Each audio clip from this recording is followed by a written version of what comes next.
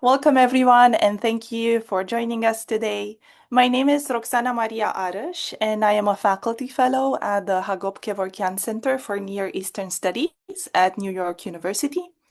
So, as part of the center's public engagement and outreach, we are organizing this webinar series titled Archives in Dialogue.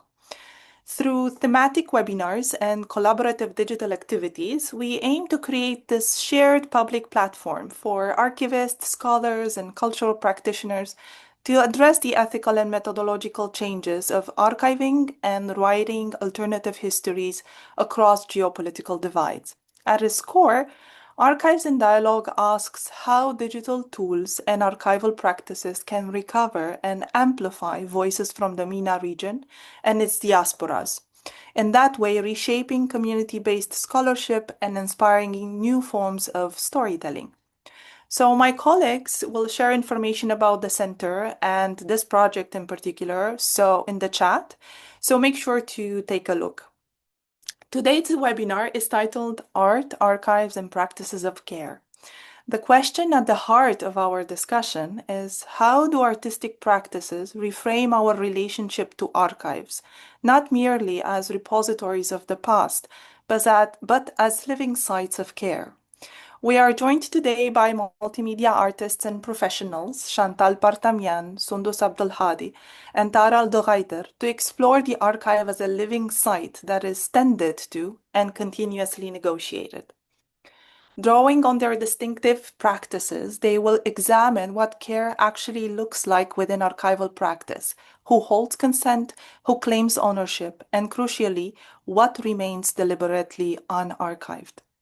Before I introduce our participants, a brief word about another dimension of our project, what we call archival activations. These are multimedia works where invited artists and activists reinterpret and critique archival materials and the narratives they carry. For this third webinar, we invited our artist and speaker today, Sundus Abdul Hadi, to extend the conversation beyond the webinar and into a living material form. The result is a beautifully curated reading list mapping the intersection of artistic practices and archival care. And I would let Sundus tell you more about this archival activation and the thought process behind it. But before we begin, just like I did in our last webinar, I want to acknowledge something that cannot go unsaid. Several of our colleagues today are based in or connected to regions living through war and ongoing violence. The Middle East is not an abstraction for this project. It is where our colleagues work, where their communities are, where the archives we discuss live and sometimes disappear. We are deeply grateful they are here. We do not take that for granted, and we hold together a radical hope for justice, for peace, and for the right of all communities to preserve and tell their own stories. And now our participants, a few brief sentences about them. Chantal Partamian is an experimental filmmaker and archivist whose work centers on Super 8mm film and found footage. She explores speculative histories through questions of memory, archives, and spectral presence. Her archival practice focuses on preserving and restoring reel from the Eastern Mediterranean area, alongside research on archival methods in conflict zones. Sundus Abdul Hadi is an interdisciplinary artist, author, and curator of Iraqi origin. Her work spans painting, illustration, writing, and book arts and is rooted in a decolonial artistic and curatorial practice that draws on ancestral knowledge and space making. She is a published author, the founder of Maktaba Bookshop, which is an experiential artist-run space in Montreal, a co-founder of We Are the Medium, which is a cultural production hub.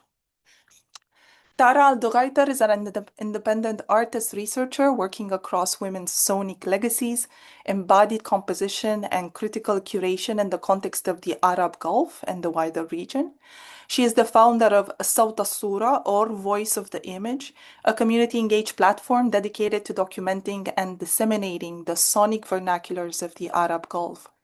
Her practice is deeply rooted in feminist theory, situated knowledge, and somatically informed frameworks for the future. To all three of you, thank you for joining us today. And finally, a quick word on how today will run. We will hear from each of the speakers. I will offer a short response with some opening questions for discussion, and then we will close with an open Q&A to the audience. Please drop your questions in the chat as they come to you as you are listening and you are inspired by our three wonderful speakers. And my colleagues and I will be watching throughout. Now, today's session is being recorded and will be shared on our website and social media afterward. And with that, let us begin. Chantal, you have the floor. Thank you so much. Good morning, everyone. Afternoon, good evening. Thank you for being here. And I want to begin by thanking the organizers for inviting me into this space with wonderful colleagues and all of you for your time and listening. So, this talk or this text is going to emerge from a set of questions that I've been sitting with for some time now, questions that became more urgent through both my work, my activism, and my own experiences with archival material.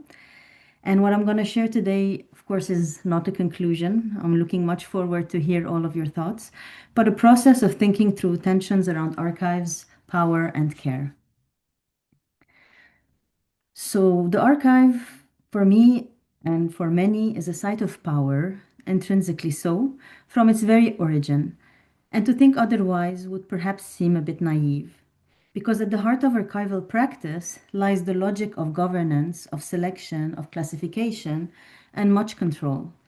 It determines what is going to be preserved, what is going to be valued, and how, and what is allowed to actually enter history. And if we start from the premise that the archives or the archive is intrinsically a structure of power, then for me, a more difficult question is going to come up. So, what does it mean to practice care within a structure that is by design unequal, selective, and potentially extractive? And even more so, is it possible to imagine forms of archiving or even forms of memory that are not rooted in these same logics of power? Care is often discussed when we speak of preservation, protection, accessibility. But what if care also required the opposite? What if caring sometimes implies opacity, fragmentation, or even disappearance? In this sense, not archiving can become a form of radical care, and not as absence or negligence or to be contrarian, but as an active and ethical decision.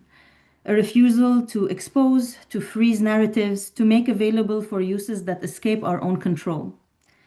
A refusal to give those in power the modalities and methodologies of our organization and organizing, and a way to infiltrate our thought processes and so on.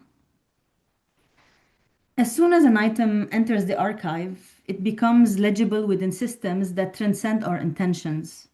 It becomes accessible, categorizable, and ultimately governable. And so the question then becomes, how do we care for something that should not be governed? And before going further, if I need to clarify perhaps what I mean by archives as documents preserved because they are deemed to possess historical value. But this notion of value is never neutral, right? It is shaped by institutions, by states, by funding bodies, and by dominant narratives. In addition to the mandate and vision of corporations, institutions, businesses, museums, and so on. We all produce traces in our daily lives, and over time, some become archives, but many do not. And the difference between what is preserved and what is lost is not simply accidental. It is structured, planned, classified, ordered. And even language is going to bear witness to this. The distinction between the records and archives. This reveals something essential, something that shows us that the archive is not a stable category. It is a process of transformation. And in this transformation, decisions are made, decisions that shape, once again, memory, history, and visibility. Today, there is a strong drive to digitize everything, to make archives accessible, searchable, widely available. And this is often presented as a form of absolute democratization and access. But if the archive is itself a structure of power, then expanding it without questioning its foundations risks perpetuating its logic rather than deconstructing it. Visibility is not inherently emancipatory, and in many contexts, sorry, care requires thinking beyond access. This also demands attention to the political economy of digitization, or these insane drives to make everything accessible. It is necessary, I believe, to follow the money, to ask who is funding these initiatives of visibility, which institutions and partnerships sustain them, and what legal frameworks govern their circulation. Digitization is never neutral either, because it's going to redistribute value, authority, and control. In making materials more visible, we may also be consolidating the power of the very structures that are helping, offering institutions new forms of legitimacy, ownership, and reach, often without questioning what is being extracted, standardized, or given over in this process. To go forward in our conversation, I wish to ground these reflections in a personal experience. At the beginning of 2007, I joined a group of 5 people in a cafe in Beirut to found an underground LGBTQ collective. It was a space for organizing, support, political engagement in a context where visibility might have carried significant risks for many or a few. Within this group, I was entrusted with a camera. I was a film student then. And over the years, I was the only one who would record approximately 60 mini DV tapes documenting moments of activism, gatherings, internal life of the collective, general assemblies, so on and so forth, public events, launches of books, and Take Back the Night marches. And these recordings are not simply records or trace. They are rooted in a relationship of trust, and they also contain moments that were not intended for a wide public view. And before moving to Canada, I digitized a large portion of these tapes and entrusted them to a close friend who was also a comrade and part of this group. And at the time, it seemed like an act of care, like keeping these materials within a network of trust. And years later, while revisiting these tapes in collaboration with the Knowledge Workshop, which is a group in Lebanon, a wonderful collective, the question of archiving resurfaced. So, what does it mean to archive a secret underground queer history? How can it be preserved without being exposed? And how can the people who appear in it be honored, some of whom might no longer consent to being seen? And more fundamentally, should this material even become an archive? And in our discussions, several approaches emerged. One involved cataloging and preserving everything with restricted access. Another proposed selecting and editing the material to produce a more controlled narrative. Third, considered transforming the content, for example, into audio, to conceal identities while still preserving traces. But each of these approaches remains in a certain way rooted in the logic of archiving. They all involve forms of selection, curation, categorization, and potential circulation. I then began to think of other possibilities, of what it would mean to turn away from the archive as a fixed repository and instead think in terms of relationship. What if memory was not something to be stored in a centralized structure, but something to be carried collectively and transmitted to practice? So, one possible approach could be to gather people in a shared space, screen the footage collectively without phones, without recording devices, without any means of capture, so that the newer generation could first encounter the material on their own. Because the first and foremost question that we were asked when we were looking at this archive was by this new generation that was telling us, where is our queer history? As if we owed them this history. And they are right, we do owe them some kind of continuation, of also for them to understand where the timeline of everything or how it was shaped and evolved. So the new generation could first encounter this material on their own, followed by members of the old collective, And only afterwards, perhaps they could come together in a shared space to exchange, reflect, narrate. And in this encounter, something else might emerge, something relational and negotiated. And within such a space, oral history would not aim for accuracy alone. It would allow for speculation, for fabulation, for even partial truths. And perhaps it is precisely in this instability that a form of protection resides. What is not fixed cannot be easily extracted, categorized, or governed. And so, what remains then is not the material itself, but what people are going to carry out of the room. Maybe fragments, impressions, stories. And from there, memory would not circulate through files or repositories, but through oral transmission. Stories would be told, retold, transformed across time, and trusted individuals across both the older and the newer generations then become carriers of these narratives. But even here, we must remain cautious because I will also be selecting somehow who is invited into this room, who is considered trusted. Selection reappears, constantly reappears, inevitably. And it's not going to disappear simply because the archive dissolves. So, returning to the tapes, some questions remain definitely unanswered. And what should be done with materials that cannot be shared safely?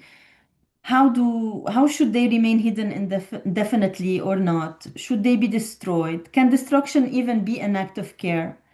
And if preservation carries risks of harm because individuals can be jailed, tortured, and so on, then allowing these materials to disappear may perhaps not be a failure but a responsibility. This is a difficult position for archival practices. And as an archivist, this is something that truly sometimes keeps me up at night.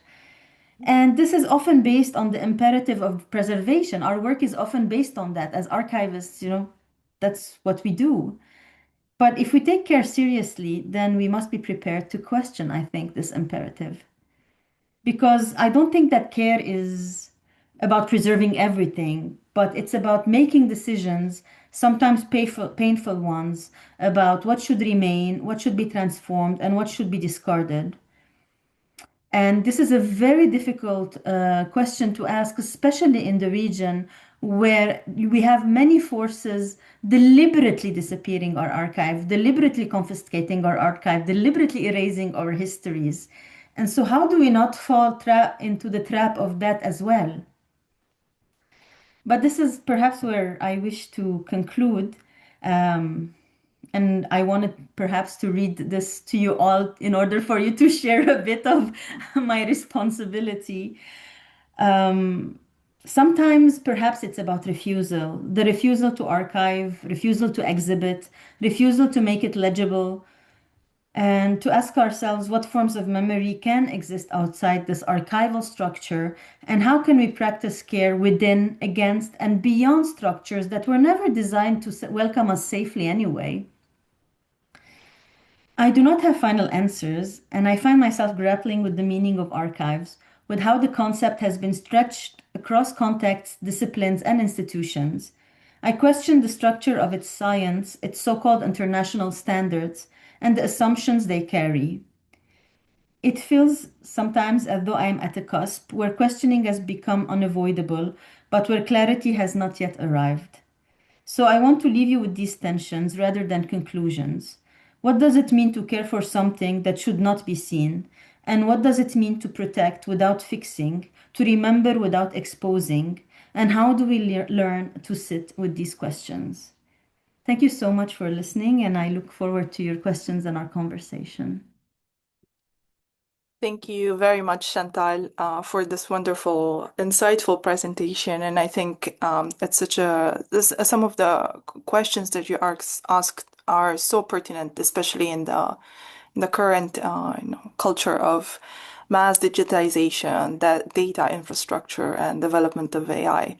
Now we have our wonderful Sundus, who is gonna share her screen for her presentation as well.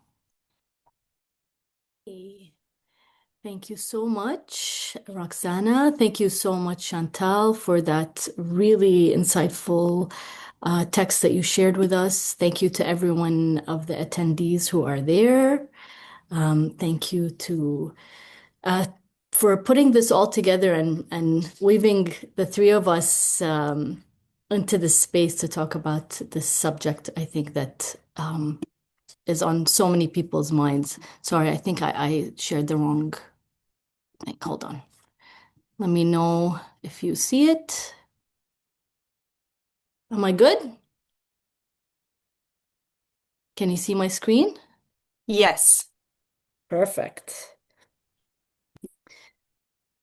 So I'm going to be sharing with you a little bit of an artist talk that I've put together in the context of today's webinar, Art, Archives, and Practices of Care. And let's begin.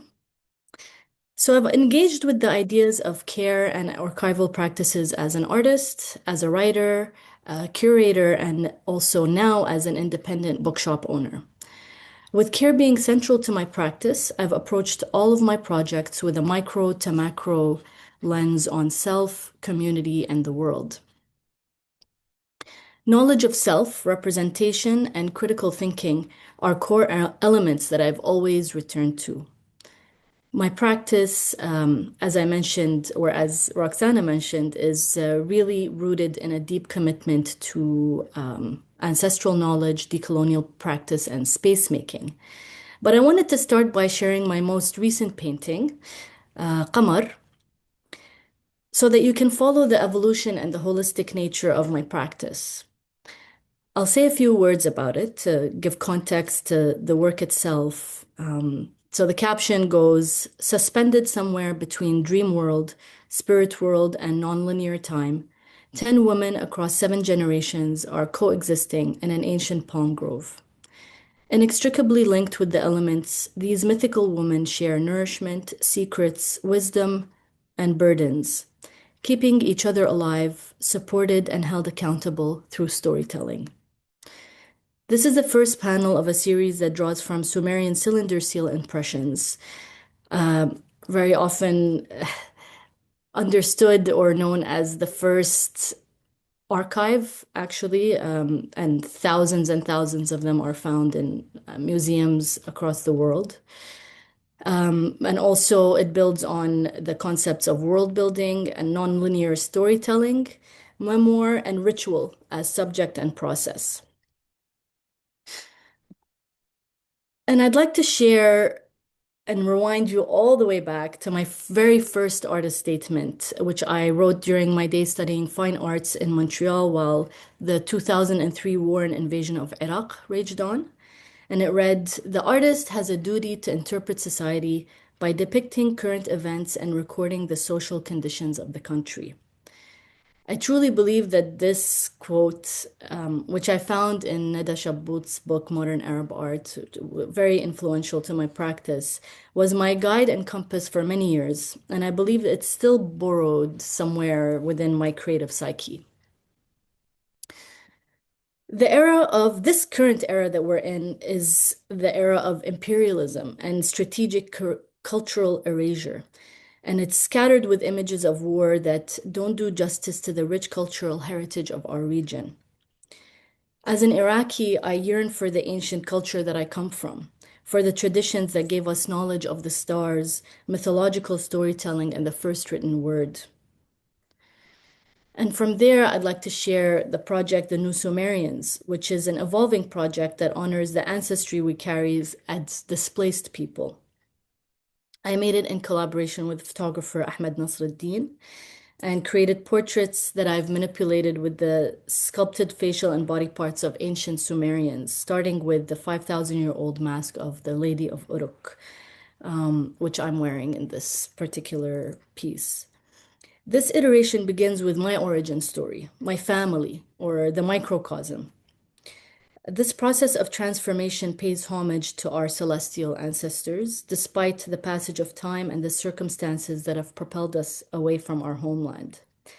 This part of my practice helps me to balance out the damaging misrepresentations of my culture in Western media and over how much erasure or how much stealing happened in this field of archaeology specifically, and helped me define my own story and experience as an Iraqi artist in the diaspora and reclaim these images. So images speak to me in great, great volumes, and I believe in their power to heal and inspire. But I also believe that images, books, media, and in turn, the archive can re-traumatize, misrepresent, stereotype, and create negativity from both within ourselves and in our communities.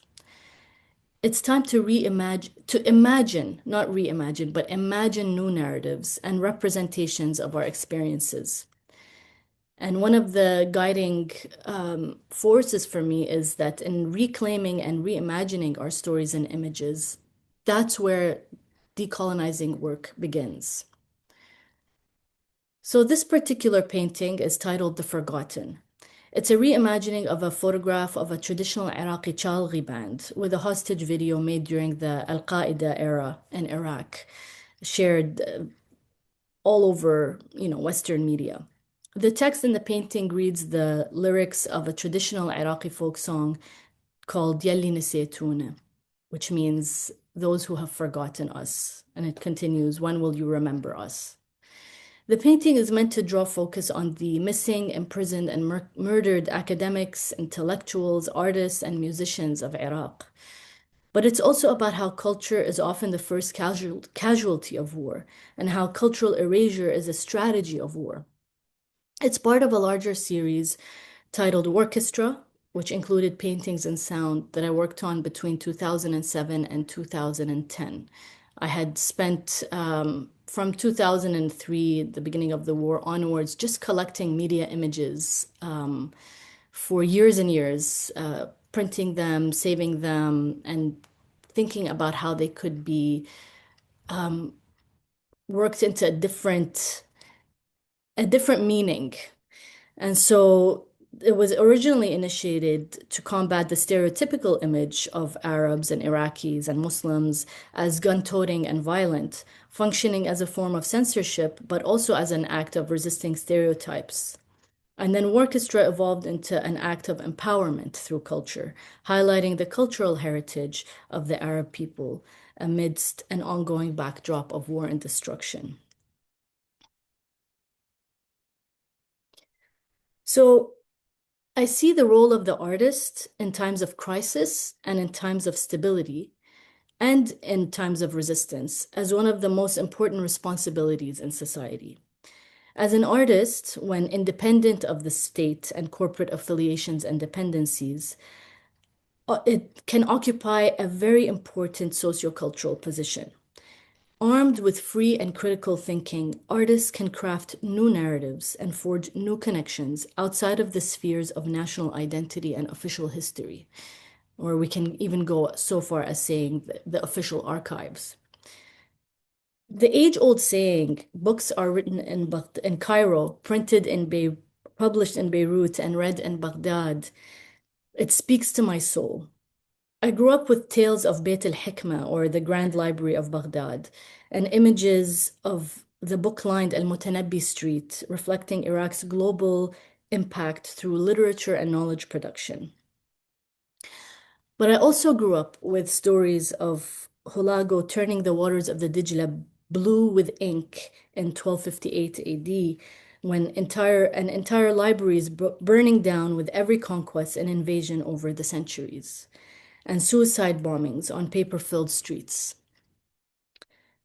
Books are cultural capital. Knowledge is power. Destroying books is an act of domination. I know intuitively and objectively that we are living at a time of deliberate cultural erasure of the identities, stories, and histories that have historically been found in the MENA region. During the war on Iraq in 2003, the librarian of Basra, Aliya Muhammad Baqir, saved 30,000 books by smuggling them into her home and around her community. She knew that the British-US invasion and its ensuing chaos would make the library a target. She was right. The site itself, the library, was first used by government forces, looted, and then burnt down. The scholasticide we continue to witness in Gaza proves that the destruction of schools, universities, archives, libraries, and bookshops is a systematic tool of genocide. The latest research shows that 87 public libraries and archives in Gaza have been partially or completely destroyed since 2023. Being Arab today means resisting the cultural erasure that is invading our homelands, our bodies, and our narratives. Representation becomes proof of existence. And so it's with this framework that I approach my practice, whether it be my books, my artwork, or Maktaba. And through my work, I aim to offer a new narrative, a reimagining of what was lost, broken, and severed. Both my books, Shams and Take Care of Yourself, explore trauma, care, and collective liberation as tools for healing and transformation. While Shams is a children's book, it's meant to be a tool for anybody who's experienced trauma to be able to see themselves in the character, a little girl made of glass. So in the book, Shams breaks into a million pieces. And through it, we follow her transformation from a little fragile little girl into a survivor with the help of her own imagination and the guidance of Shifa, or the healer. It's a story of trauma, grief, and empowerment, transforming tragedy into magical realism, guided by ancestral wisdom and lessons to take home. Similarly, Take Care of Yourself offers a framework for articulating care as a collective practice and a political act rooted in the liberation struggles of the oppressed, focusing on the role of the artist in the context of war, colonial trauma, and displacement. This is something that comes intuitively for many communities who cultivate cultures of care. I'm going to read just a few sentences from the book, and I'd like to share from chapter 2, Decolonizing Care. My particular interest in care lies in the politicization of it, particularly in the context of struggle. I'm interested in how care can become a tool in decolonizing our communities and the potential of anti-capitalist, decolonial approaches to care. In some cultures and societies, self-care simply isn't prioritized, at least not how many of us in the so-called West perceive it. Self-care has endless definitions, each one unique to the individual's self and one's needs. This is where community care comes in. Ceremony, ritual, and community gathering become important practices, whether they're taking place in spiritual contexts around kitchen tables, public spaces, or street corners. How can care be practiced in everyday contexts and in times of collective struggle, when trauma is so widespread and care becomes an act of survival? So this leads me to another quote by Jawad Salim, who wrote, again in 1951, "Good art performs a noble service, and a good artist serves humanity." And this brings me to Maktaba. I founded it in 2022 as a site-specific art installation, a curatorial project, a storytelling experience, and a gathering place for our growing communities. It means both library and bookshop in Arabic. It's an artist-run, deeply rooted space invested in representation and culture. It's modeled on the notion of home, as wide as and endless as such a concept can be. It draws from both my individual and my collective experience. I created Maktaba in a void, to fill a gap, to embody a space I envisioned for myself and my community. In turn, it becomes an offering for my city in all its diversity.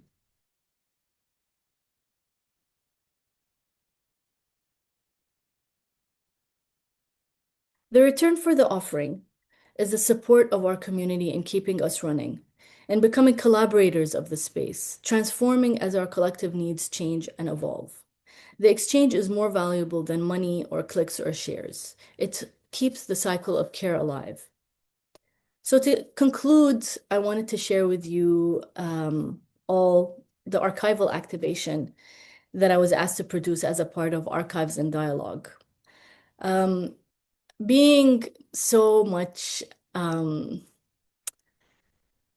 I guess, obsessed is the best word with books and books as a part of my practice, I wanted to present a resource that could become an offering for anyone interested in the subjects that I've shared. And I decided that a book list would be the most accessible project, kind of like a gift that keeps giving.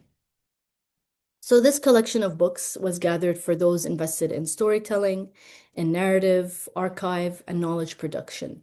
And it's for those seeking reminders of the ancestral wisdom lost in diaspora and displacement, and methods of resisting cultural erasure at a time of ethnic cleansing and genocide. May these stories carry us and the land hold us, and the work of those who have come before us illuminate our own. So these are the 8 books that I had selected. Some of them are from my own personal library that are harder to find, and I find there's so much value in those books that have entered your life and then have become more and more rare and difficult to access. For example, the Book of Iraq, 700 Old Pictures. My father bought it many, many years ago, and it's been in our personal family library for decades already. I've used it so much in my own personal practice and the just as a tool for remembering truly. Before their diaspora by Walid Khalidi, we found this particular copy in a bookshop in Baghdad, actually, about the photographs of Palestine before the Nakba. Plants of the Quran is an incredible resource for anybody who's interested in land-based medicinal use of the herbs and plants from the region, from the MENA region, and its spiritual and medicinal significance. The Black Panther Revolutionary Art of Emory Douglas is a book that I referenced a lot in the Orchestra series, and I feel like looking at the work of the Black community and the Black struggles have informed so much of my work in general. Healing the Mind Through the Power of a Story as well, a really excellent book for anybody who wants to think about different forms of storytelling and the potential of storytelling. This one specifically from an Indigenous writer who straddles the world of both traditional Indigenous storytelling as well as narrative psychiatry or more Western psychology. Land in Our Bones, also a really excellent resource for anybody from the MENA region who is really invested in understanding more about land-based practices and also about the traditions of our herbalists and as Leila calls them, our plant sisters. The Scent of Time. I think anybody who is studying or interested in archive also has to naturally be thinking or has to think about time also as a concept philosophically. So this book by Byung-Chul Han is a really beautiful meditation on time. And finally, I wanted to end like I started with the myths from Mesopotamia, which is the first forms of storytelling in my culture and really in like world heritage that have withstood the test of time.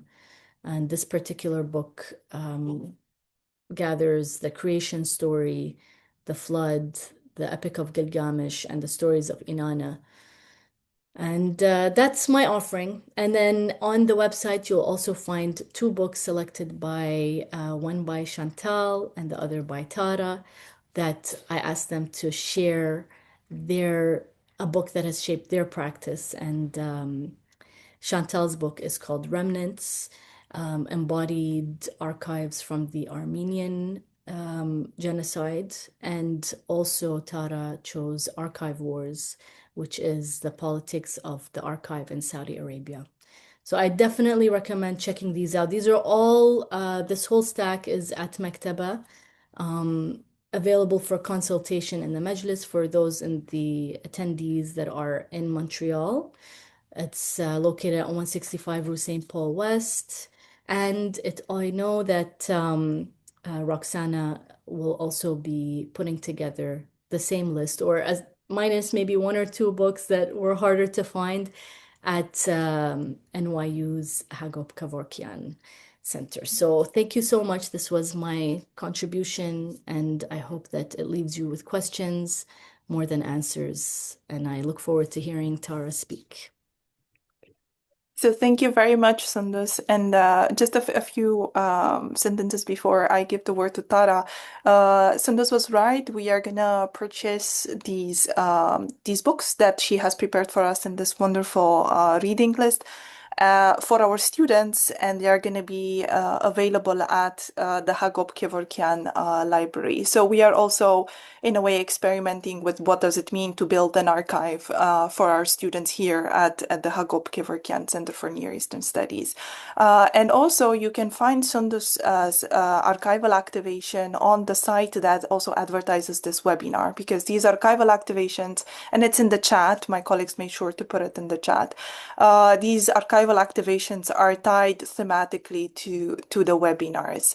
And please don't forget to put your questions in the chat so we can have an organized list of questions to address to our wonderful panelists. And with that, I will give the word to Tara.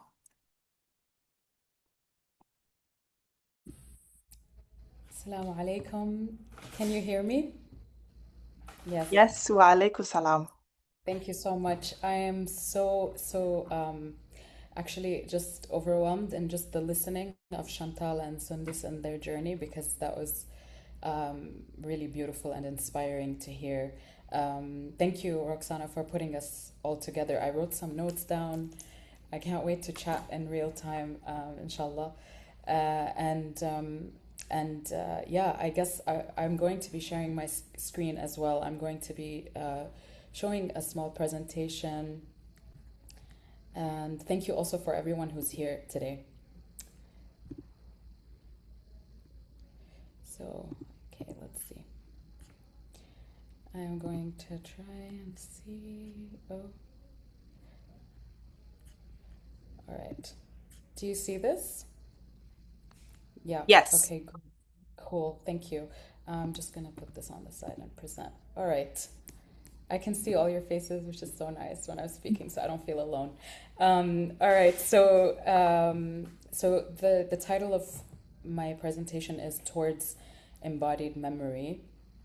And it's kind of like the motto of this really long-winded journey of trying to build an archive and then cement it and then destroy it, and then coming into myself as an artist who's engaging with memory rather than engaging artists through memory. And so similarly to Sundus, I have an obsession. My obsession is music, and not books, but also books, of course. But the music is what drove me to what I about to share. It's kind of more of a story. And it's about how I've attempted to build an archive of women's musical histories in the Gulf, particularly Saudi Arabia, and how that whole journey in the last, I would say, 6 years brought me to a sense, an understanding of radical listening, of expression, of care, and even of what memory actually, what is the nature of memory to begin with, because there is memory that is fixed in the idea that we understand as archive and document and evidence, but even memory that is carried within the body can sit in different ways. So memory that is formed under pressure is not the same as memory that is formed in safety and in joy. So I've learned all of that through this journey, and I guess it helps to be inquiring about a subject that engages the body in that way, like music does. But yes, it's vital for repair. So I look at music from the perspective of repair and how to. Very important thing Chantal also mentioned is how to shift relationality with this narrative throughout this whole time. So I'm really happy that there are threads that are resonating a lot. This journey, it started in 2013. I mean, when I was born, really, but just to keep it short, 2013, through a curatorial program is how I came into looking at memory, because I studied curatorial practice following an advice of a family member who had insight into kind of the emergence of the cultural sector. This was before the vision. And there was at the time no clear vision of what it would become, this cultural sector, and certainly no indication that music would be central to its forming and its continued development. And the reason I mention that is because at the time, music was one of the first things to disappear. So from public sphere during the Sahwa period between 1980 and 2017.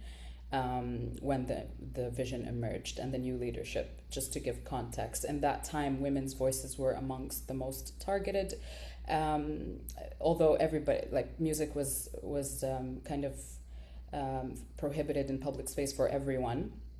But the point is, I was born into this context, and musical voices were really directly subjugated, and this led to a lot of silencing. Not that practices stopped, but because of the silencing in private space, public spaces, that kind of seeped into private spaces. The relationship to the voice, to embodiment, to storytelling shifted. Forgetting became a very kind of common thing in a very short period of time between 1980 2017. That's like 3 generations, almost 3 decades, sorry. And women's and children's expression were also kind of affected by that, became more isolated, more diminished. So as you'll see throughout this presentation, the voice, the body is the medium of memory that I'm trying to understand. And through the curatorial degree, in which I found no references at all of Arab Muslim culture or Middle Eastern art in 2014 in a university in London, I was kind of, triggered by that, because it was already hard enough to be kind of growing up in a place where there are no resources to critically understand one's own practice, their voice, a sense of their body, but then to kind of also see that that violent absence in an institution that is meant to move you forward was it didn't help, kind of quench any thirst. If anything, it just was more irritating. So I became really obsessed with learning about that history. And I think it is really important to highlight, I think what's common between all of us on the panels is that really care practice, it's really difficult to do if you're not inflicted with the same wound of what you're actually looking at or with or into. Like it's kind of something that is the difference between artistic archives, I guess, or artistic kind of questions as opposed to classical institutional archives. This is a really important point. And this is the primary difference. And that kind of relationality is kind of the first one, the relation of loss, grief, pain, that kind of, I would say, encourages one to even ask these questions or go into this organization. And then, of course, it transforms. Yes, so in 2019, I'm just going to go to the next slide now. Oh, yes. Okay, so I'm just going to show you this. I was actually supposed to talk over this picture, but I'll just tell you what you're looking at. So, so here you're going to see some records of music. It's just kind of giving you an example of how things were fixed. So things were either fixed, and I look at these as archival material. They're part of my archive, either through commercial records, and these commercial records of artists that are from the Arab Gulf, they're either Saudi or Kuwaiti or Bahraini or Qatari, through commercial studios. Just to say, none of these commercial studios were in Saudi. They were all around the Gulf. They were in Kuwait and Bahrain. So actually, women who wanted to record in the kingdom were recording like this informally. So they would be writing their names on the cassettes, and that's what I was obsessed with kind of gathering to understand. And they were doing this for like basically while publishing, like self-marketing. And most of them were wedding singers. The wedding economy actually exploded during the Sahwa time because there's no public entertainment, so everybody was just doing things privately. But I had no idea that they recorded these things they would smuggle them into the cassette stores that were still available during that time and ask people to just like kind of share them, which I think is like the most radical thing, like way more than what I'm doing. But I did try to make an archive. Why did I try to build an archive? Honestly, the word archive is really good for funding. So in 2018, I received a really generous grant from an institution in Europe, and I actually did try to build an archive. I attempted to build an archive, as you can see from this video here, Al-Archiv. And even though I didn't study ethnomusicology or archival studies, from an artistic perspective at the time, I didn't realize this was kind of like my art research project. I did try to categorize, and the archive has over 170 pieces of material. There's like 5 commissioned videos because as my role as a curator at the time, I was actually working with artists. And there's 140 original records, oral historical or cassettes that were digitized and shared by the artists who I met and others who were in the know, and around 60 resources that I just gathered from online, like either articles or YouTube clips that were not like that I wanted at the time to put under the framework of let's look at this critically.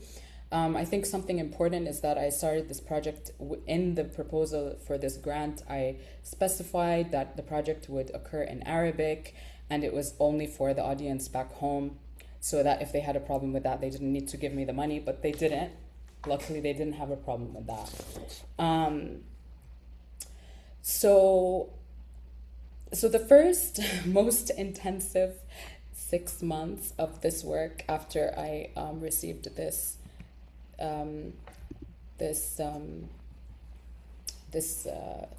grant, it really was really eye-opening because I was in the field, like I was doing field work. I decided to start this work in Jeddah, the city of Jeddah, which is not where I live, but where my father grew up and some of my family members are. And the reason for that is because Jeddah has a media history, so people were used to kind of being recorded and having records around, so it was easier to understand. And so this is where I really understood like the intensity of even attempting to do archival work, and everything was really having to do with building a foundation of trust. Like, what am I doing here? And why am I interviewing all these people and collecting their records? It's not really enough that it's just like, oh, I went through the Sahwa and I also am a singer and I would like to learn about that, just using my curatorial tools. There was a lot more that uncovered in terms of not necessarily challenges, but lessons for me. So the first 6 months were actually creating systems of accountability. Because if you will read the book that was mentioned in the activation that Sundus did, there will be an understanding of why accountability and trust needs to be built in this context. But really, those months, which laid the foundation of how to ethically and carefully archive from what I thought at the time, which was 2019, it was about kind of like.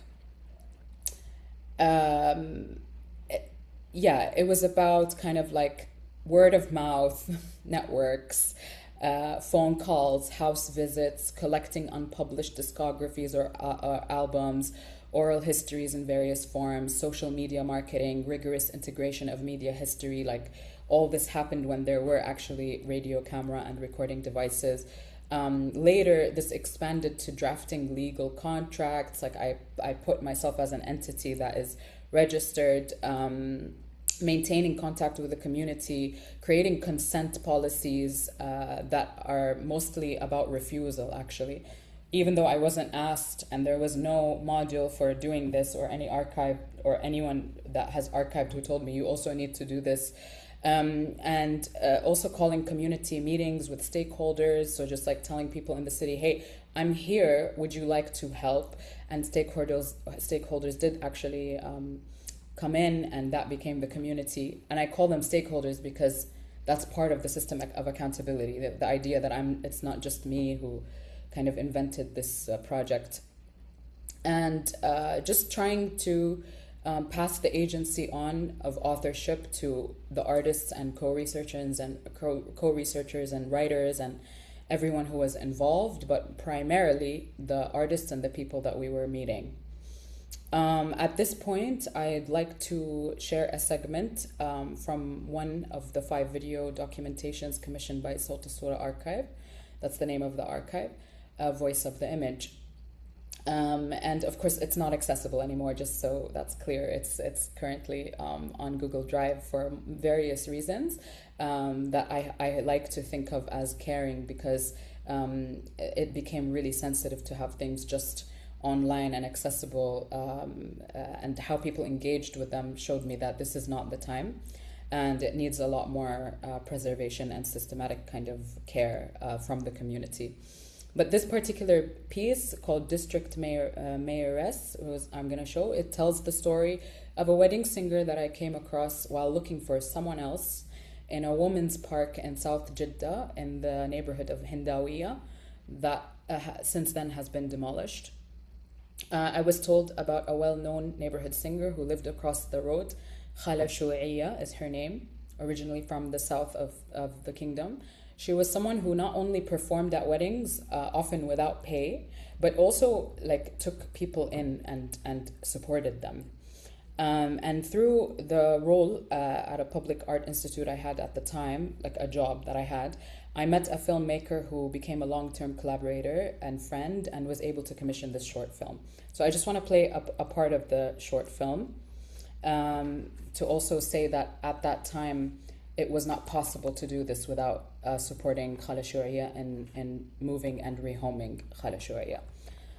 So I think I'll play first the video, and it's going to play on Vimeo here. So I'm going to open a new page. Yeah, okay. I hope you can hear it. There's a bit of a problem with the internet. It's not.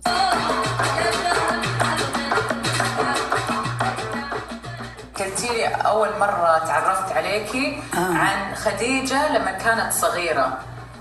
لما كانوا يدقوا في الشوارع. أيوة. وين في أي حارة؟ في الهنداوية. في الهنداوية.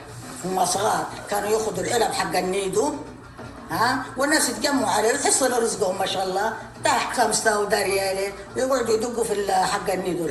دق صح هي واخوها الرئيس من نسيت اسمه كمان يا رب سمير ما ادري من كذا موسى اخوها موسى تقعد تدق هي واخوها موسى عاقله هذه اختها الصغيره كانت لسه طفله هي وموسى حتى هو موسى ده كنا نطلعه عاد صغير ياخذ زلفه واخته خديجه زلفه وتعلموا واخذناهم شلناهم معانا يترزقوا الله ما شاء الله ومشى رزقهم وهم على تنك تعلموا على تنك يشهد الله على تنك في الهنداوية. Right. So this film was only, the full film was only shown once, but I'd really like to share Nof's perspective, the person who actually filmed this. So I'm going to play an audio that she shared with me last week. What I want to emphasize with this film is that the practice of care, I think, is something that is always built into this kind of work and has to be set in motion before the work starts, before the filming starts or the recording. starts and then also extends for a long time after, more extensively right after finishing the project, but also for years after. Like, we are still in touch, for example, with Khalid, and during the filming, she was going through quite a bit of physiological stress because of having to move homes. We really had to center kind of our work and our logistics around that to accommodate her masked emotional distress, really. It's masked beautifully by her joy, but I think it was quite a significant transition in her life at such an age. And so there's a lot of care in the immediate interactions that we have as filmmakers and makers with the people whose stories we deem as having socio-political value, and that makes it easier in a way for us to be careful not to exploit those values, and to really do our very best to maintain the dignity and the sense of honor of the people who are generously sharing from the context that they're in. And that's really important because also throughout the experience of filming and editing, I had to omit and quote-unquote unarchive certain things that were shared. It's a very personal choice that I had to make as a filmmaker with the editor. So I'm so sorry that Nof is not here to ask if there were any questions to ask Nof. I will forward them to her. But this was basically one example of what is inside this quote-unquote archive, which is now just a repository of network, actually, rather than material. And it's one that happened during an actual moment of displacement, but there are other stories that are kind of like years after a displacement, like decades after a memory was ruptured. And actually the entire thing, as mentioned, was started because of a rupture that very few, if not any examples in the region are actually addressing directly. So because of that sensitivity, the curatorial work continued. I was able to kind of curate two major exhibitions after this moment. This one was a very small kind of grassrooted exhibition that occurred with other records from those neighborhoods that were demolished.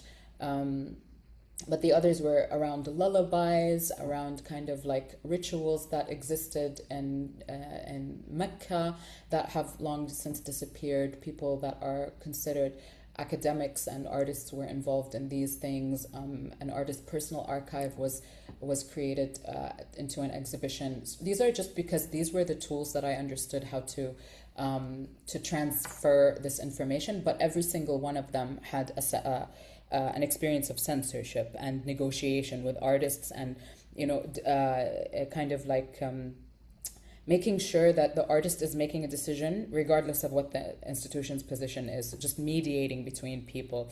It became so much mediation that actually it's substantiated, to substantiate the idea that this is actually important, until there was a collapse, like an organizational collapse, which is really important to mention, that this archive actually, the project collapsed for many reasons, financial, kind of just energy, labor, and it just became kind of like a memory that we refer to in different ways. And this is when I I guess it's really important to mention here, and I really appreciated the reading of the quote from Sundus about self-care and what that means, and how that is actually quite radical. How to put oneself in the center of a narrative and still question what their position is, change their relationship, the relational mode that they have with memory and with community. Especially that some things just need to sometimes just, I'm sure others have experienced this, projects need to have, you have to step back away from them until there's a better moment and return to them. So meanwhile, I remembered the reason why I started this whole thing was because I was kind of finding a historical determination to empower the voice itself, like the practice of singing, the practice of performance. And this proved to be actually extremely difficult, because entering the let's say the inner infrastructure of memory that is held within the body, the kind of trying to find access to your own ancestral heritage, to your own ruptures, to your own kind of position, is actually extremely difficult. And it makes me question, even though I am still, there are things that are the same, as you can see from these pictures, I'm still mediating stories to community. I'm still trying to make spaces of proximity and care. But now there is no longer a need to fix them, and there's no longer a need to document. I personally don't feel that need. But there's still this question of, how do we continue to refuse if this is the way that institutions function?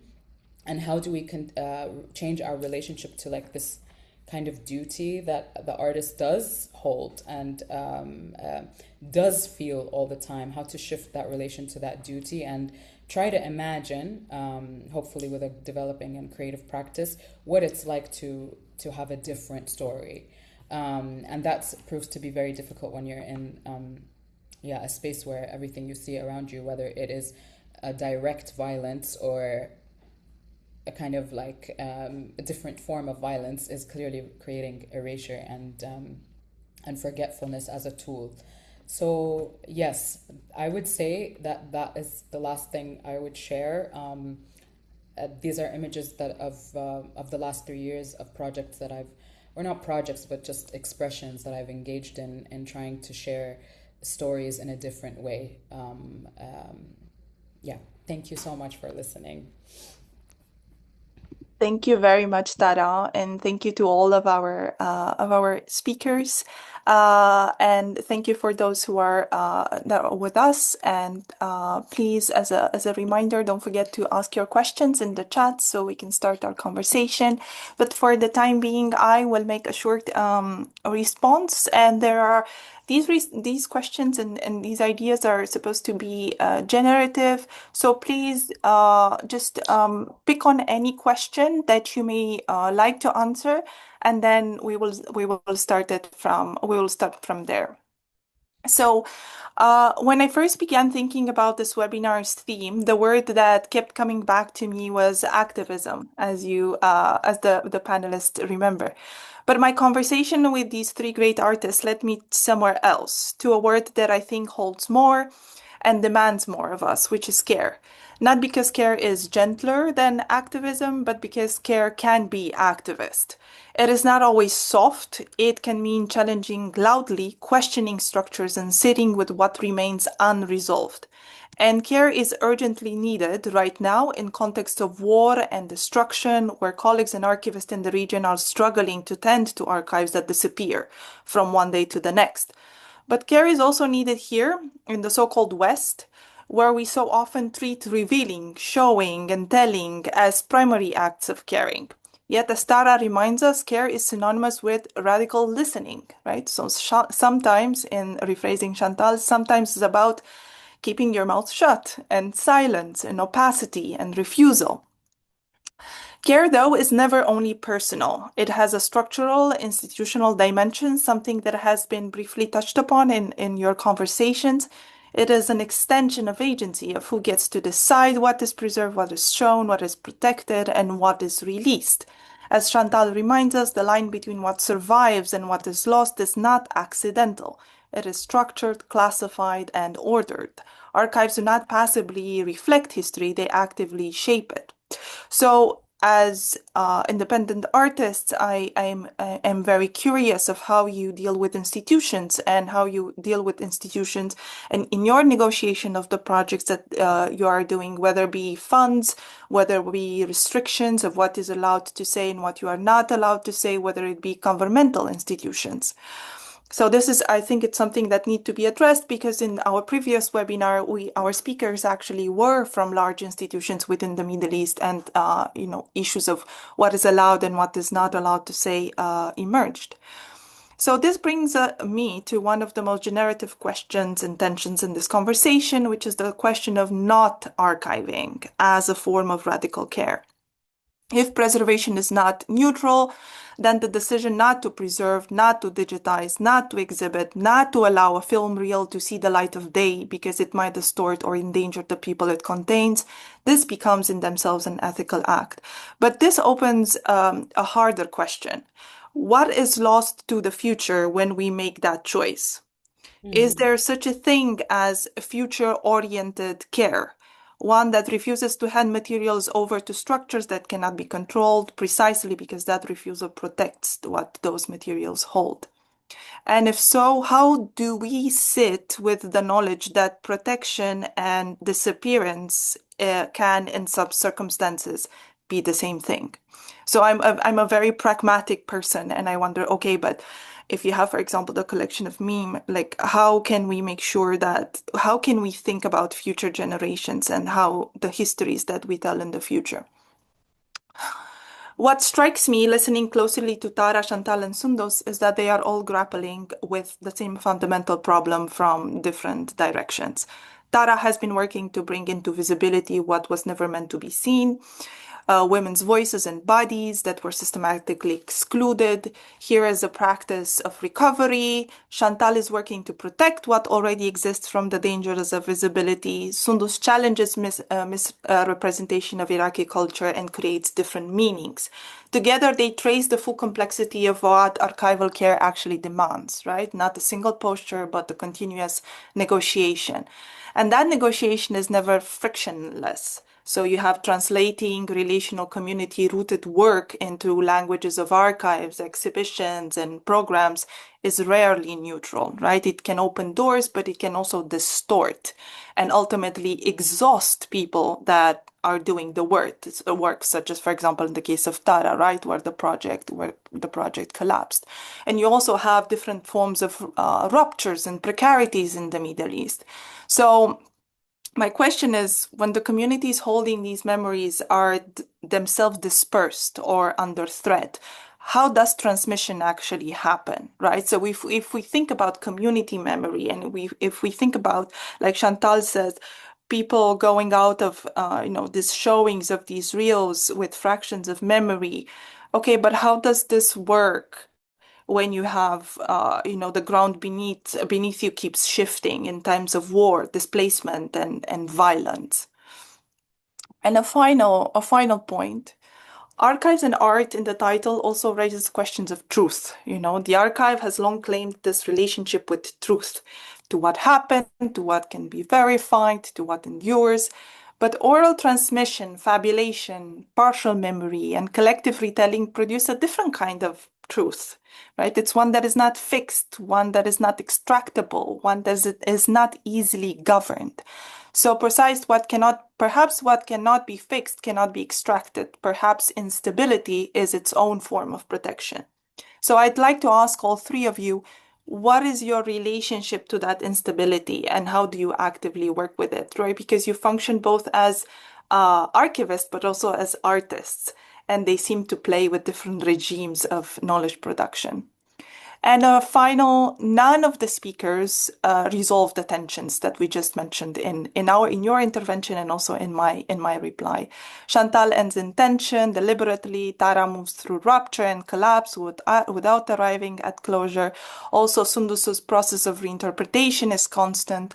The aim today is not to arrive at a framework for doing archival care well, but to remain honest about how difficult, contradictory, and sometimes painful this work actually is, and to find together a shared language for the questions.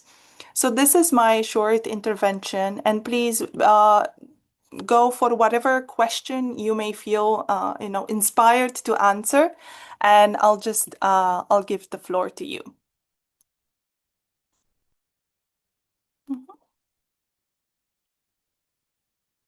I guess I'll just share since one of the questions have popped up for me.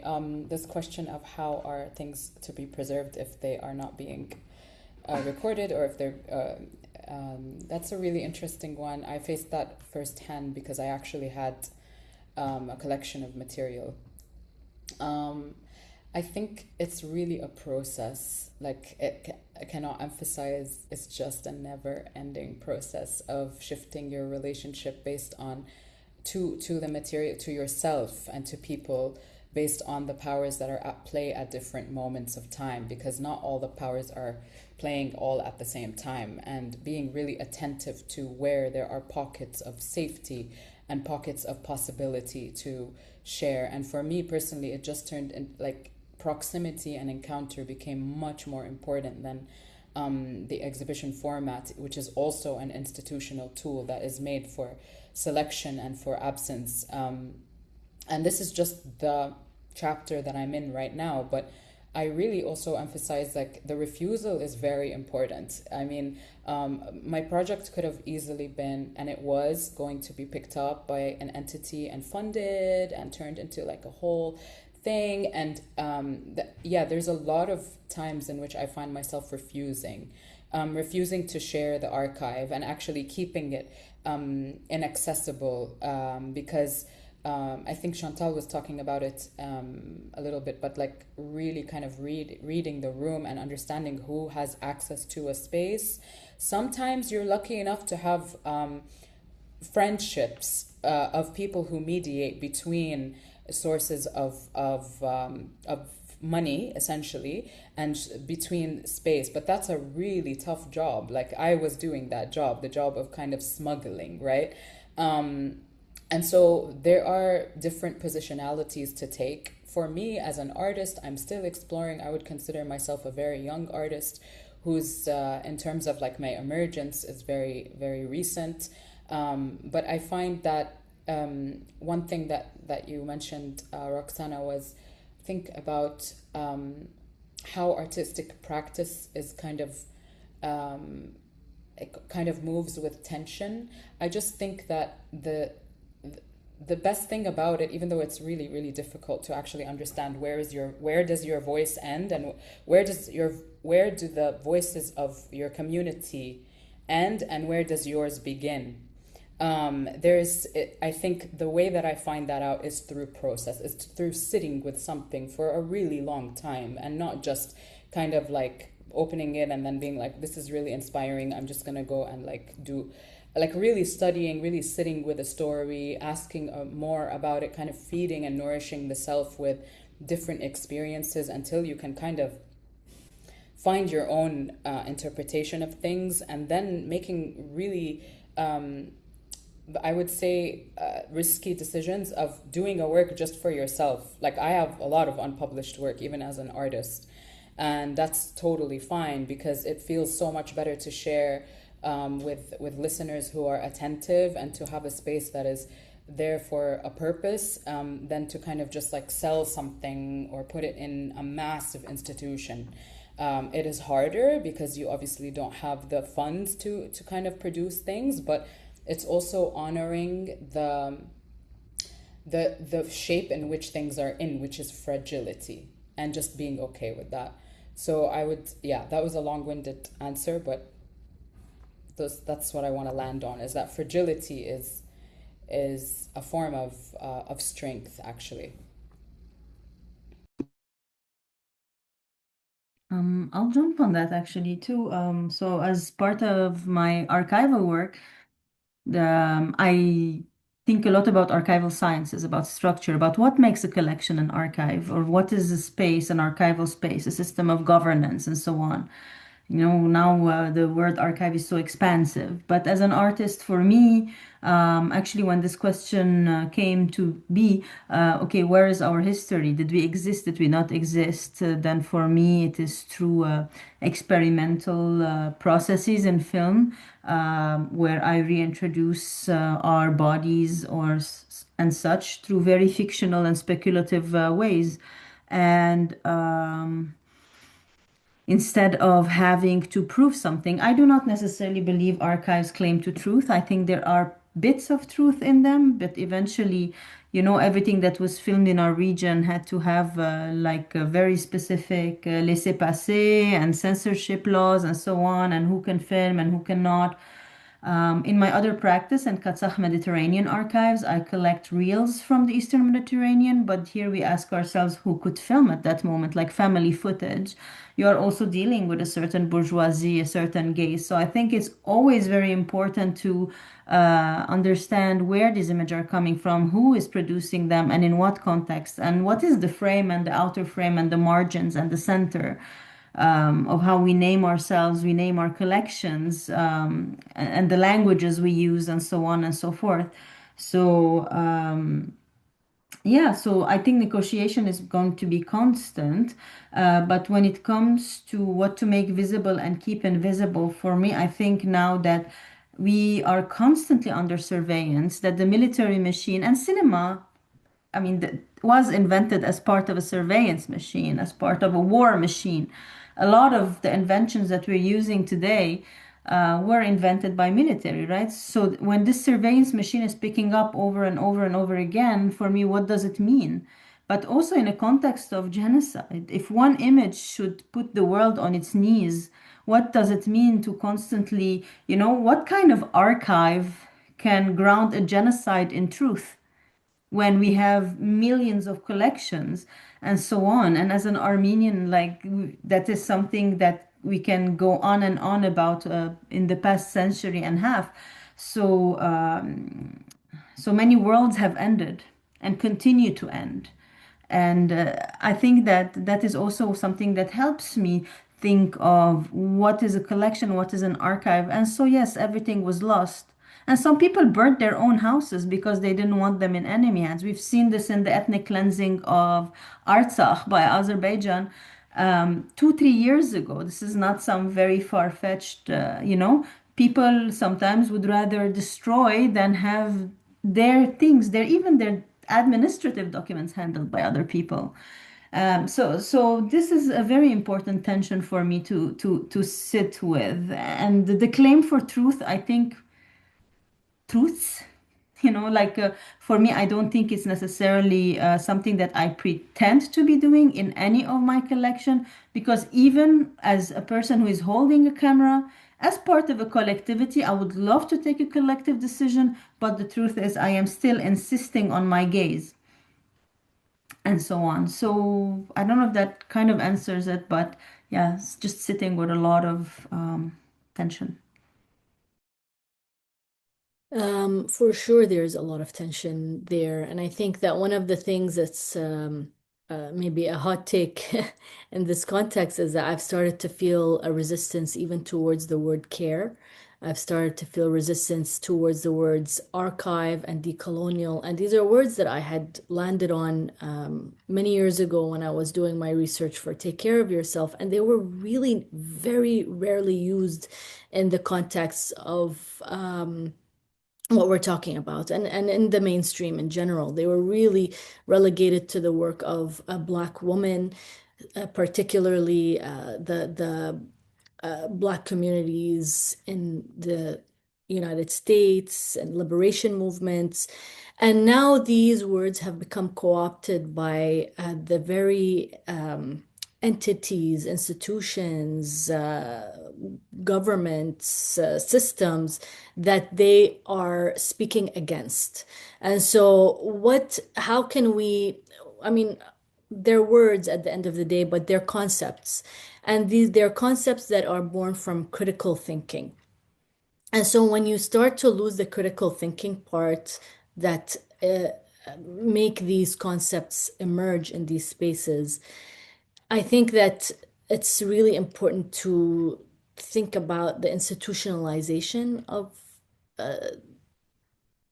things, and how very often independent projects, once they get moved into a more mainstream space, start to lose a certain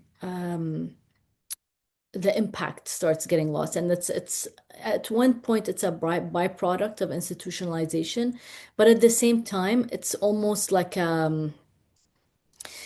sometimes I wonder, is it an intentional taking away the power from the independent?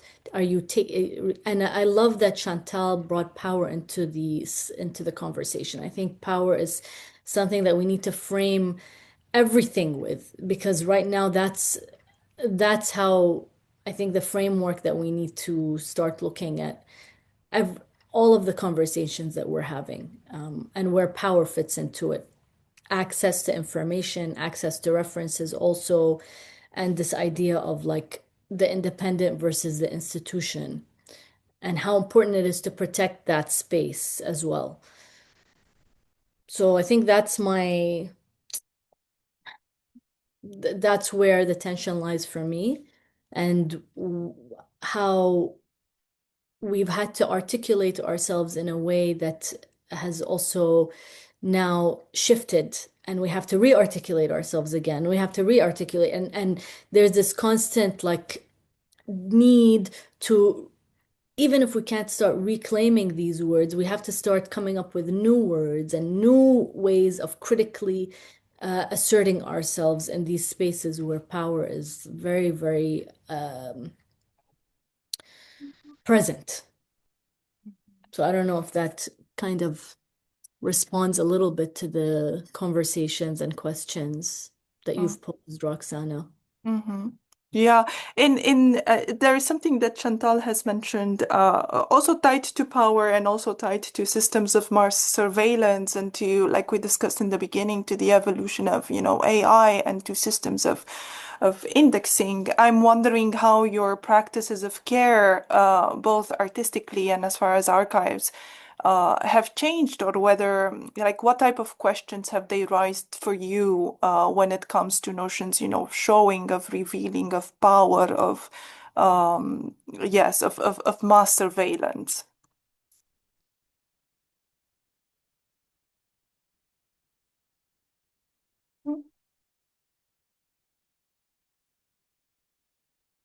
I'm going to be very silly. I'm downgrading to a dumb phone.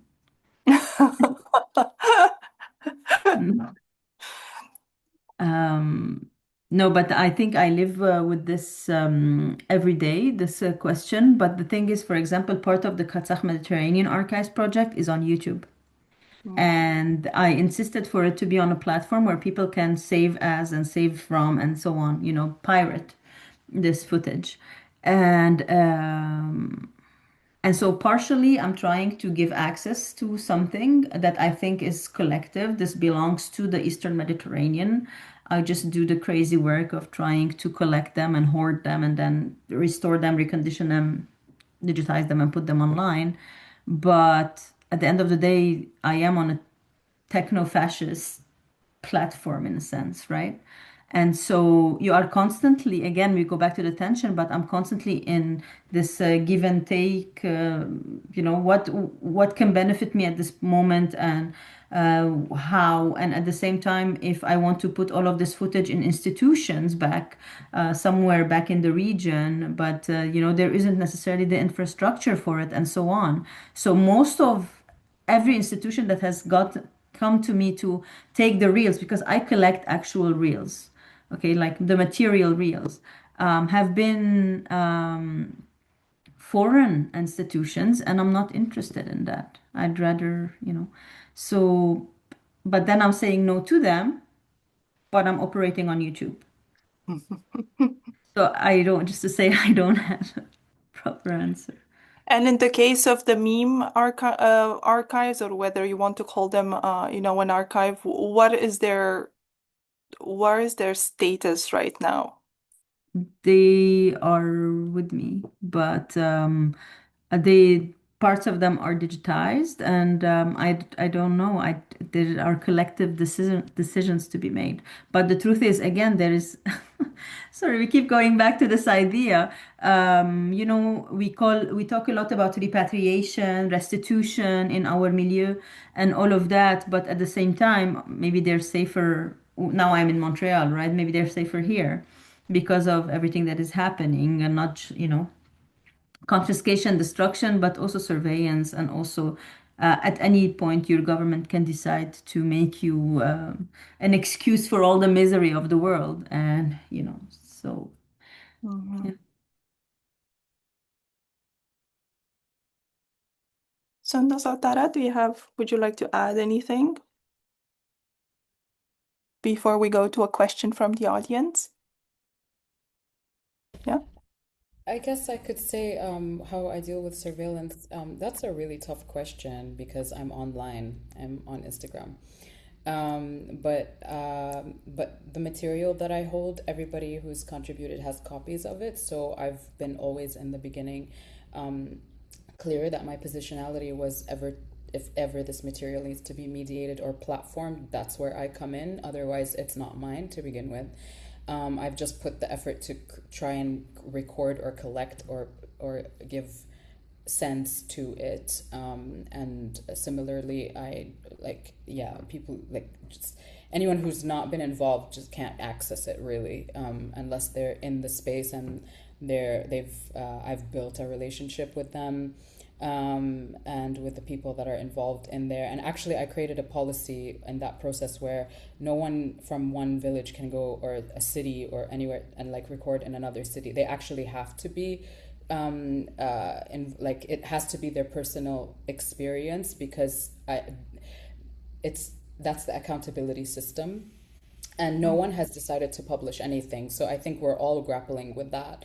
But it's just the experience of going through it's really the real life experience of just trying to remember something because so much has been lost in only 30 years, like I was saying before, including traditions and rituals, which, as Sundus was saying before, these are systems of care. Those were naturally ingrained systems of care, that were a part of the community, and most of them are gone.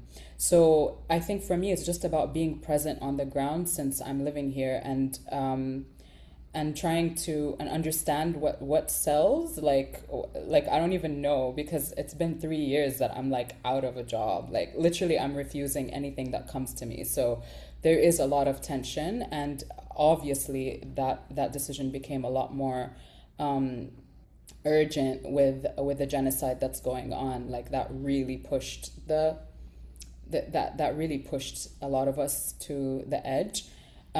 So there is no answer again, except to try and stay really close to community as much as possible, and try to share our resources on the ground when it comes to it also reminds me of something that the organization, probably all of you are familiar with, which is the Arab Image Foundation.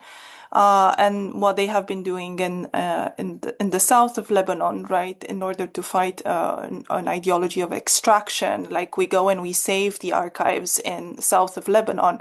Instead, they are going in the south and they are doing workshops, trying to teach the families there how to preserve their family archives and how to protect them. So also navigating this tension of extractive logic and protection logic, and being at ease with the idea that some of these family archives may disappear.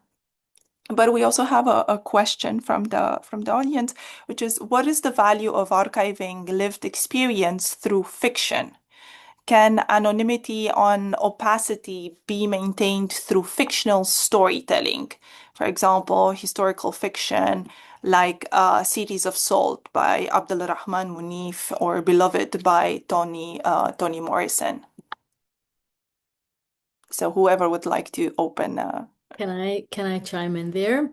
Mhm.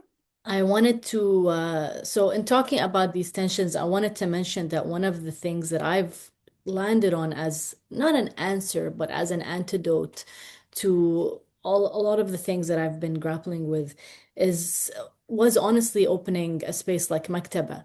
It's making available access to stories and access to knowledge and access to these narratives that are either omitted or not as available, but the beauty with books is that they're intentional objects. They're books that they have gone through this process already before they even are able to be in your hand and on a shelf, of the intentional the intention of the author to write it and to take an idea and pursue it and be like, I'm gonna take this idea and write a book about it, or I'm gonna take this fictional story that is talking about all of these really deep concepts and write it into the story. And then there's the whole process of the publishing world until a book actually ends up, available on a bookshelf in a bookstore. And so I find that taking that role through Maktaba to make these kinds of stories accessible is one of the ways that we could resist that erasure from uh, spaces that either tokenize or invisibilize these narratives, and makes also the independent stand out versus the mainstream or the institutional. And so there's more creativity that's involved in the curation, and there's more, there's more potential in terms of the exchange with the community. Like, what does the community need? What are you seeking? When people come into a bookshop, they're usually looking for something specific, or they're surprised by something that they see. I've had so many really incredible instances where somebody would walk in and be like, wow, I can't believe you have this book, or I've been looking for this book everywhere, or I've never seen a book by, an author from this place. This is where I'm from. And there's this, when you start to recognize yourself in spaces and stories, I think there's something there that's actually making that, like confirming your self, like your presence and your story. It's a confirmation. It's a self-assurance that happens. And I think fiction plays an incredible role. Any genre where an author, a writer, an artist has taken the that very difficult path of taking an idea that far is really, really worth supporting in that sense. So I think there's a great, great role that can be played there.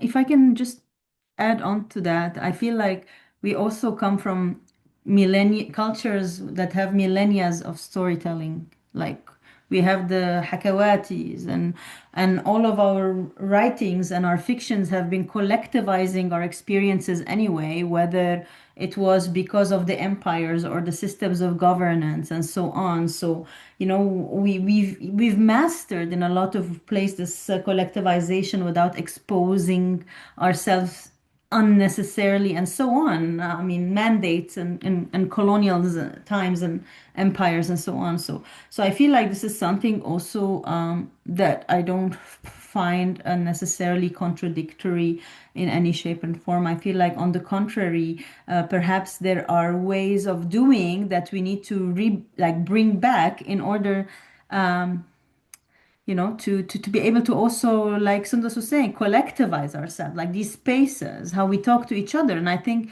that would scare any kind of power, because power wants control, and it wants control through knowing, through transparency, through, the little details. How do you organize? How do you mobilize? What do you do?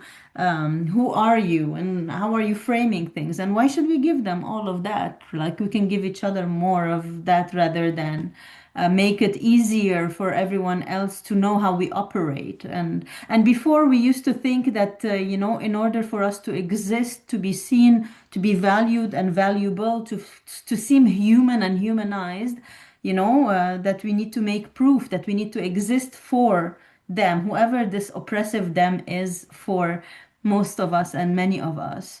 And I feel like, let's extract ourselves from this oppressive gaze, and on the contrary, turn our gaze towards each other. And rather than me having to constantly prove my existence by creating archives, by record keeping and all of that, I for them to have a different idea of me, or to prove that I am also human. No, let's continue talking to each other. I think that takes a better, like, it's an effort put in a better place, I would say. Yes, I would love to add on to that. First of all, my heart is just like throbbing with so much love for what you're both saying, and I feel like even this answers the question before about how to stay out of the space of surveillance. Is maybe there's a better way to answer it with the way this question was framed. But I think also like I just sing songs to people. So even if I'm not on Instagram, I mean, I'm on Instagram, but I don't really like have a marketing agent. Like most of what I'm doing is happening in spaces on the ground where I treat the space as if it is one of the rituals that is gone now. It's a space of deep listening. It's a space where I look at like the books that Sundus is mentioning, like I look at songs like that. Like I've recently started writing songs. Before I would just reinterpret songs that I've heard. I started writing them, and it takes 3 months, like or more, to just do 2 minutes. So for me, that is extremely powerful. Like to continue to do that and to share them and to get into the practice of imagining and using creativity. To make those spaces that we share in proximity has been, even though financially completely different than how I used to live before, much more rewarding. And it's become more and more painful to even like try to this idea of validating existence has become much more painful, and in the awareness with everything that's going on, like to the point that even I think a couple of weeks ago, I was presenting a project that I got shortlisted in some institution in France. Only 6 months ago, I was like, oh my God, this is such a great opportunity. In the moment when I was presenting, I was like, this doesn't feel good. I actually don't want it. And I hope that they don't give me it because I don't want to do this actually. So there's a lot that has changed and become much more intensified in the last few years. Mind you, the project was not even like I'm imagining my own story. It's also research driven, imagining the story of communities that have disappeared now in the Gulf. So there's a lot to carry, and I think we can only transfer them to one another and care for each other in our places of what I would say, like I would go as far as saying this is what we worship, like our own memories, our own stories. Like these are sacred spaces. Actually, I've come to think of them as, and so if we think of them like that, then the tools change. Mhm. Thank you very much for these wonderful answers, and also it made me think of, also the many agents of care that are part of our practices and how care changes and how care shapes the different people that we interact with, the care that we have towards our communities, the care that we have towards each other, the care that you have towards yourselves and your own body, like Sundas's book said, take care of yourself. And as a final point, so it's obvious that all you resist resolution in your presentations, and you do it deliberately. And oral history and embodied history, it's supposed to be a history that is very difficult to, or a narrative or a temporality or a story that is very difficult to pin down, one that is in constant evolution and negotiation and is based on sometimes silences, sometimes refusal to give, sometimes refusal to make yourself known to the other. So a final question is, I think it's for our audience, and what do you want people to carry out of this conversation today, not as an answer, but as a question worth holding? So where could our conversation take us, and what final thoughts would you like us to ponder on?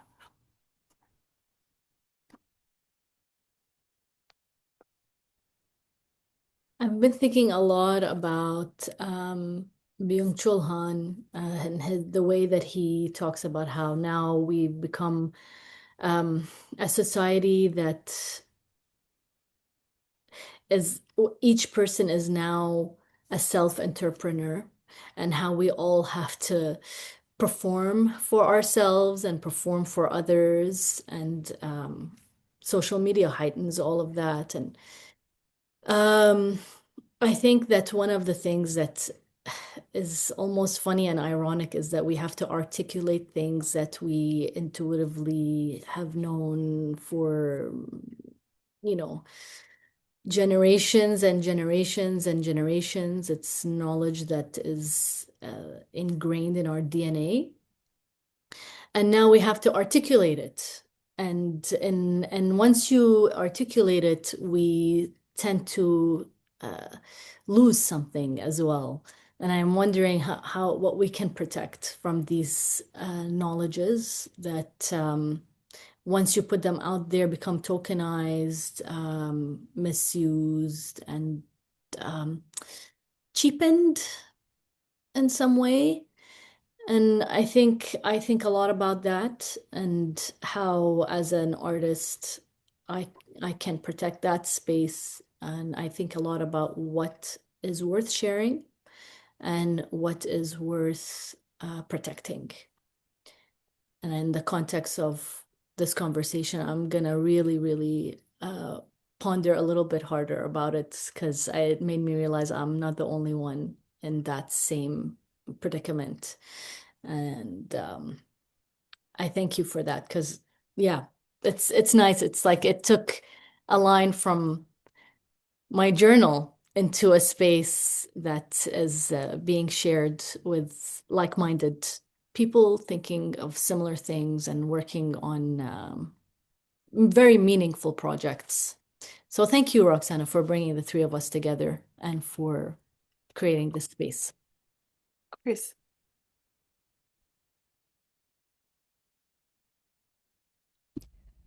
I guess I would say I think a lot, and I can't remember what I wrote on my journal, but this morning I saw, because it's so bad, but I look at my phone as soon as I wake up, and there was a quote by Toni Morrison, and it said, "I'm going to stay at the margin until the center comes to me," and I found that was really interesting. But I'd also like to add, like, I don't really care for the center to come to me. I'm so sorry, but like for me, it's more about finding a place in the middle if you're comfortable and you feel safe to do that. But otherwise, I think the margin is, I'm so happy there. Regardless of the tensions and the pain that it carries, I feel like that is, we're all born in certain places at certain moments for a reason, I would say, and it's taken time to understand that.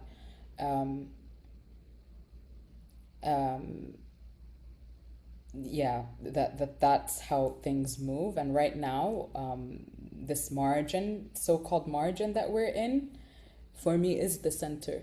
So I hope that that kind of positionality is understood by people who are engaging and listening to us from different parts of the world, or even our part of the world, is that this is our center, and that's what matters. Yeah. Chantal, a final word? I just want to thank you and everyone who was here today, and truly like the panelists also. This has been very enriching.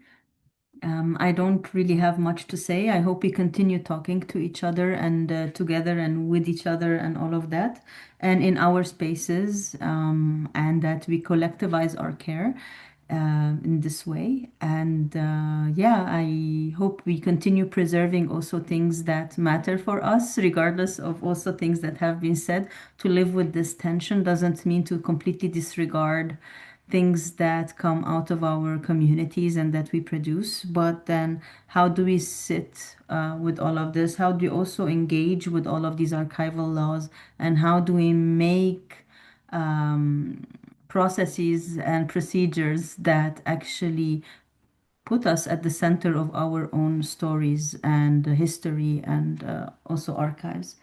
So thank you so much, everyone. Wonderful. Thank you.